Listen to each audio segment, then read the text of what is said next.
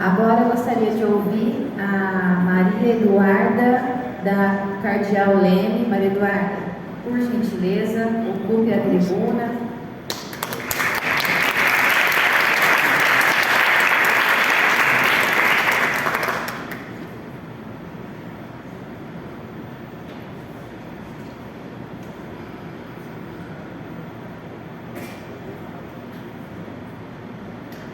Bom dia, agradeço a presença de todos em nome da nossa dirigente, doutora Luana. Gostaria que todos estivessem presentes, acredito que é de extrema importância. Gostaria de iniciar minha fala citando a Constituição Federal. Artigo 205. A educação, direito de todos e dever do Estado e da família será promovida e incentivada com a colaboração da sociedade, visando ao pleno desenvolvimento da pessoa, seu preparo para o exercício da cidadania e sua qualificação para o trabalho. Artigo 206. O ensino será ministrado com base nos seguintes princípios. Inciso 1. Igualdade de condições para acesso e permanência na escola. Com isso, começa a apresentação das situações e problemas encontradas por mim e os meus professores com relação ao transporte público em São José do Rio Preto. Encontrei 4 situações e problemas, e eu vou dizer aos poucos cada uma delas e tentar explicar. A primeira situação e problema seria com relação aos horários de pico. Peguei uma linha de ônibus como exemplo, a linha Parque do Sol Residencial Palestra. Os 3 principais horários pela parte da manhã, levando em consideração que o percurso tem em tempo médio 1 hora, chegariam no terminal central às 5h30, às 6h25 e às 6h45. 5h30, provavelmente o aluno chegaria muito cedo, e 6h45 ele chegaria atrasado. Ou seja, os horários são todos voltados ao horário das 6h25, o que ocasiona a superlotação desses ônibus, que causam total desconforto aos alunos antes de chegarem às escolas. Segunda situação problema é com relação às alterações dos horários. No site da Rio Pretrans, há as observações com relação aos horários com as seguintes palavras: horários sujeitos a alteração sem aviso prévio. Há diversos relatos ao redor das nossas escolas, eu acredito que seja interessante pesquisar sobre a recorrência dessas alterações e o quanto isso afeta no decorrer do ano letivo. Terceira situação problema é com relação ao período noturno, ao horário da noite, tanto com relação aos estudantes de cursinho, os estudantes da universidade e das escolas. Acredito que todos aqui concordem que optar não é questão de optar por estudar à noite. Em suma, as pessoas que estudam à noite é por necessidade de trabalhar para o seu próprio sustento. Então, nada mais são que o público-alvo do transporte público, são as pessoas que dependem deles. Tomando também como exemplo a linha de ônibus Parque do Sol Residencial Palestra, a partir das 6h40 da noite, somente há um ônibus no intervalo de 1 hora. Ou seja, a aula acaba às 10h30. O aluno só terá às 11h30 para pegar o ônibus e ir para casa. Ou seja, caso ocorra um incidente ou ele tenha que exceder o tempo dentro da escola, ele perderá o ônibus e terá que arcar com as consequências dessa falha do sistema. A última situação, problema que eu encontrei é com questão da dificuldade ao acesso da gratuidade do transporte público. Pegando um relato pessoal da nossa escola, um aluno que está no Cardeal desde o 7º ano, esse ano encontrou dificuldades em conseguir renovar o seu passe. Por quê?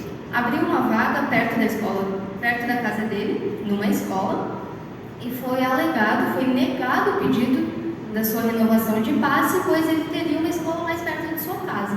Ou seja, na prática, não há livre escolha de onde teremos a nossa educação, pois ele teve que arcar com essa falha e pagar durante o ano inteiro o seu transporte público. Agora eu gostaria de falar melhor sobre as consequências dessas situações que a gente encontrou, que é claro que todas essas situações ocasionam no baixo rendimento escolar, nos possíveis atrasos e na evasão escolar.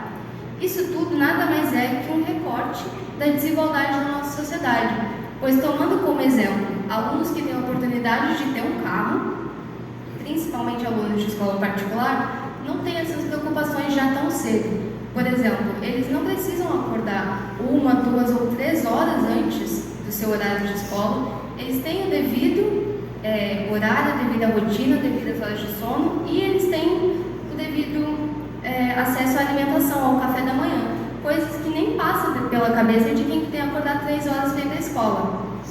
Ou seja, como que a gente espera que esse estudante tenha crença no sistema educacional se o sistema que ele precisa para acessar a educação já falha com ele tão cedo? Gostaria de citar mais uma vez a Constituição para caminhar ao final da minha fala. Artigo 1º. A República Federativa do Brasil, formada pela união dissolúvel dos Estados e municípios do Distrito Federal, constitui-se em Estado democrático de direito e tem como fundamentos, inciso 3, a dignidade da pessoa humana. Parágrafo único. Todo o poder emana do povo, que o exerce por meio de representantes eleitos ou diretamente nos termos dessa Constituição. E artigo 31. A fiscalização do município será exercida pelo Poder Legislativo Municipal, mediante a controle externo e pelos sistemas de controle interno do Poder Executivo Municipal na forma de lei. Acredito que seja de interesse de todos os estudantes que não hajam, durante os horários de pico de estudante, essa colisão entre trabalhadores e estudantes, visto que a parcela de estudantes é a parcela mais vulnerável da nossa sociedade. São as nossas crianças, os adolescentes e jovens, são as pessoas que estão em formação em processo de crescimento pessoal. Com isso, tenho a minha primeira proposta: melhorar a distribuição dos ônibus e reajustar seus horários, principalmente nas linhas com maiores indícios de superlotação. Tal ação assegurará o pleno direito ao acesso à educação, respeitando a dignidade humana e o conforto desses estudantes. Segunda proposta, que eu vou explicar um pouco melhor ao citar uma notícia da BBC News. Tarifa zero para os estudantes, de acordo com a demanda. Agora, entre parênteses, pois é uma notícia, são 67 cidades pequenas e médias que já adotaram a medida da tarifa zero aos estudantes, com populações que variam de 3.000 habitantes a mais de 300.000 habitantes. Outros 7 municípios adotam a política de forma parcial, em dias específicos como os dias úteis. E ao menos 4 capitais estudam nesse momento a possibilidade de adotar a tarifa zero, como São Paulo, Cuiabá, Fortaleza e Palmas. Peguei apenas 2 exemplos de cidades que eu achei muito interessante trazer.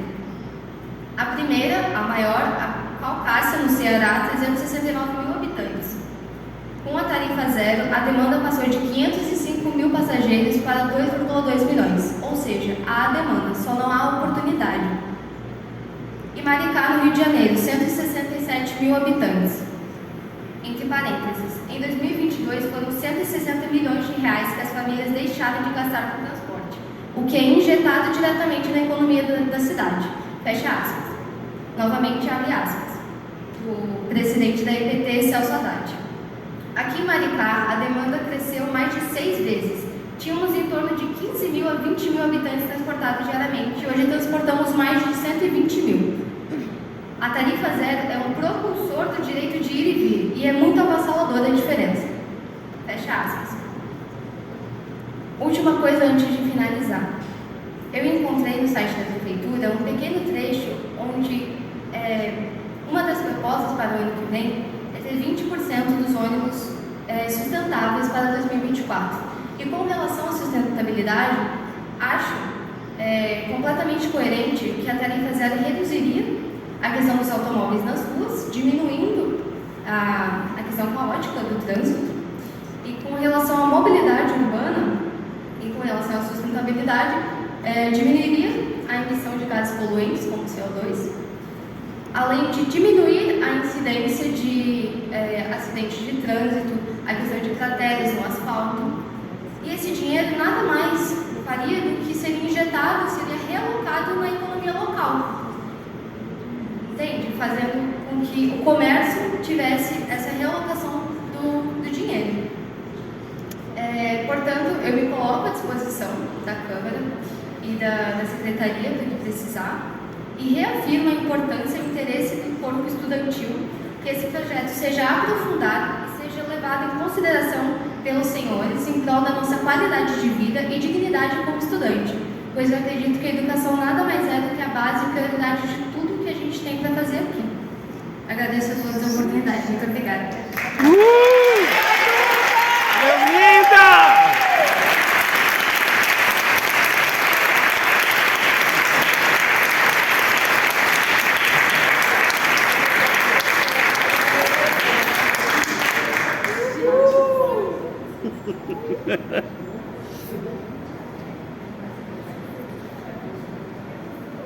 Maria Eduarda, nós vamos votar em você.